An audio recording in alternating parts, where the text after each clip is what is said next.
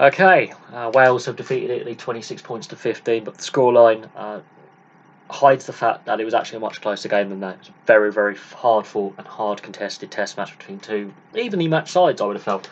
Dan Biggar is the difference in the first half. It's getting 12 points off his boot. Not enough test sides do this, where they just allow the number 10 just to kick points. I think the Welsh realised they were going to be in a tight game tactically.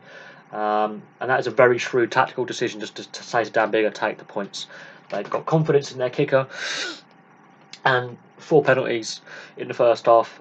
They kept going for goal, keep the scoreboard ticking over. That's an old mantra of Sir Clive Woodward in England. And I would say South Africa in 2007 as well, that side, they would go to Percy Montgomery if need be, if the game was stagnating, just to keep the scoreboard going and keep the momentum going of scoring.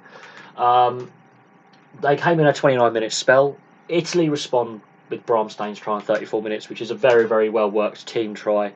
The penalty, they go to the corner, the rolling ball doesn't work, but they reset, they stay calm, they stay patient, which Italian sides that say 5-6 years ago wouldn't have done, and they get rewarded with a very, very well worked, hard fought try by Bramstein, and Allen converts. And it is 12-7 at the break. Allen obviously missing a penalty, and if that had been, we're talking 4 or 5 centimetres to the right, that is a very, very well struck penalty. He gets his penalty on 43 minutes after half time, and it is 12-10, and it's a very close game. The Welsh finally wake up and realise they're in a game. They respond. Josh Adams try on 53 minutes, very well taken. It's Dan Biggar's last involvement when he kicks the conversion, and he's done for the day after 53 minutes, which is highly surprising considering that he was so metronomical with the boot and crucial. I don't think Anscombe is as structured as a fly half. He's very good as a fullback, but as a fly half, he's more like, I would say, Joey Carberry for Ireland and Finn Russell for Scotland. He's got a bit more flair about him and less structure, and I think in this game structure was necessary because the set play wasn't working. The line out has completely malfunctioned for Wales throughout this game. I think it was at 30% success rate. That is not good enough at test level, and that's a concern going into the World Cup and carrying on in this tournament, is that line out is abysmal. The disallowed try for Jonathan Davies, it's a 50-50. Is it a knock-on? Does he knock it back onto his knee? I think it should have been a try, but the TMOs have been very, very consistent with miscontrolled ball so far in this tournament, and they're going with the consistency. If you miscontrol the ball, even if it has necessarily gone backwards, your momentum's taking it forwards. They've been consistent. Whether you agree with it or not is another thing, and that try is disallowed. Owen Watkins' try, however, is a great bit of play by Anscombe, hence the flair and the less structure. I like Anscombe's vision there, he just chips it over. The in-goal areas at the Olympico are much deeper than the old Stadio Flaminio because of the athletics track. And Owen Watkins does very, very well to get that try there. They did have a penalty advantage. It was a play to nothing. It was an expansive play. It was a very, very bright play by Gareth Anscombe. The Padovani try, which is created by Tommy Allen, I think is the best try out of all four.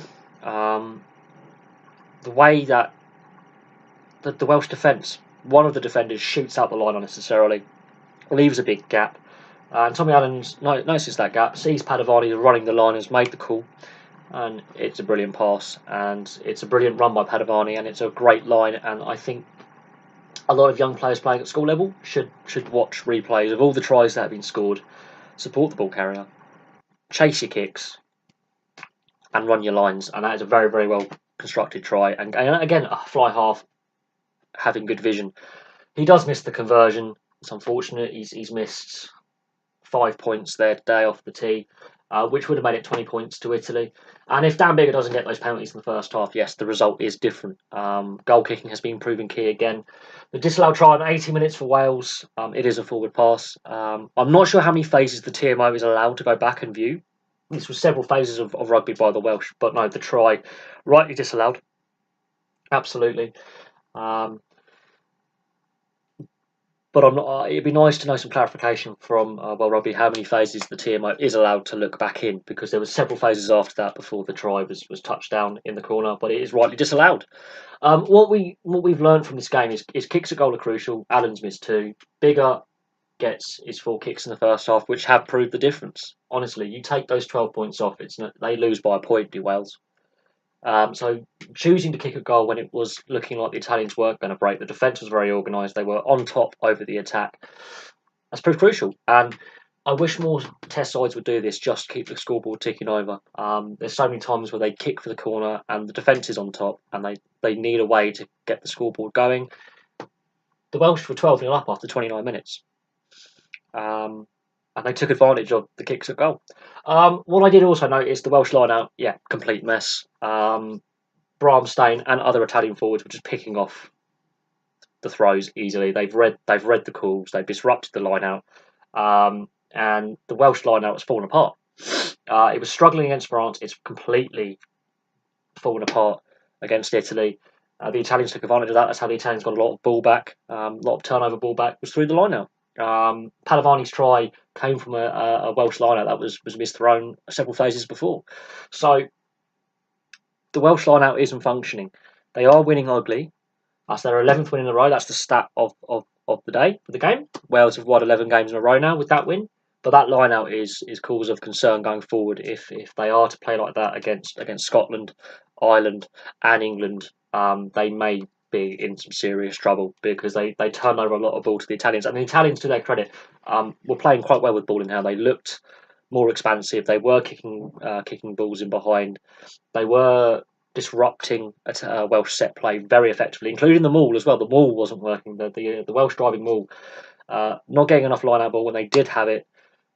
Bramstein and others were easily disrupting it, coming through the middle, and they were turning the ball over, and they're just giving easy ball back to the Italians. But they do win ugly, and this is the point. Dan Biggar's goal kicking in the first half crucial, and that's given them the platform to play in the second half. Yes, they had 2 disallowed tries, and it was 2 tries apiece. But they're not playing great, but they're doing enough. And that's a good sign of a good side, is they can win ugly. But the concerns is the line-out and set play are not functioning well. And Biggar didn't play well in open play. He did kick out on the full a few times and miss a few touches. While he also got those touches as well, there were 3 or 4 missed touches and kicks out on the full from open play. They need to... He's feeling the pressure because the line-out isn't working, because the set play isn't working. He's feeling the pressure to bite off a bit more on distance. So if they do turn the ball over, it's deep in opposition territory. He's not playing 100%. The Welsh set play isn't working. So those things are to work on. The Italians, I think, goal kicking is not, I wouldn't say a massive cause of concern. Tommy Allen has massively improved his goal kicking percentages over recent years. But a little bit of discipline, hence all the penalties. They need to work on that. Their defence is solid. Their work ethic is solid. I think there's a few issues in the set plays, or the scrum isn't being as effective this time around. But again, they can take a lot of positives out of the game, if not the result. There we go. Thank you very much for watching. Please like and subscribe. Place your thoughts below. And of course, England play France tomorrow in, I think, the clash of the weekend and the match of the weekend to look out for. So that's going to be really interesting to see what French team turn up. We know the English are going to be motivated after last year's mess of a test year, especially the Six Nations. What French team is going to turn up? The team in the first half against Wales with all the silky handling skills, or the team in the second half against Wales that did nothing? It's going to be interesting. Thank you very much for watching, and I'll have some more videos for you soon.